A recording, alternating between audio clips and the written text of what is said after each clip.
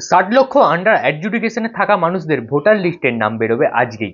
Commission সূত্রে জানা যাচ্ছে আজ অর্থাৎ 23শে মার্চ প্রথম সাপ্লিমেন্টারি লিস্ট প্রকাশ করা হবে, যেখানে প্রায় 28 লক্ষ মানুষের নাম প্রকাশ পাবে। তাই আপনার পরিচিত বা আপনার পরিবারের কারোর নাম যদি আন্ডার অ্যাডজুডিকেশনের মধ্যে থেকে থাকে, তাহলে অবশ্যই এই তিনটে ওয়েবসাইটে আপনাকে নজর রাখতে হবে, কারণ এই তিনটে ওয়েবসাইটের মধ্যেই বলা হয়েছে কমিশন তাদের লিস্টকে প্রকাশ করবে।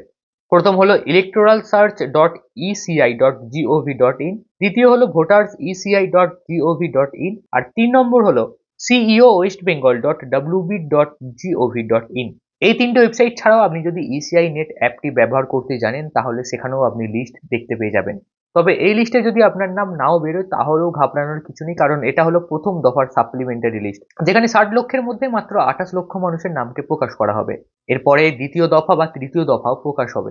লিস্ট প্রকাশ হওয়ার পর সেটিকে লাইভ ডাউনলোড করে আমি আপনাদের দেখাবো, তাই এখনই চ্যানেলটিকে সাবস্ক্রাইব বা ফলো করে রাখুন। আর ভিডিওটিকে শেয়ার করে দিন আপনারা সেই সকল মানুষদের সঙ্গে যাদের নাম বর্তমানে আন্ডার অ্যাডজুডিকেশনের মধ্যে রয়েছে।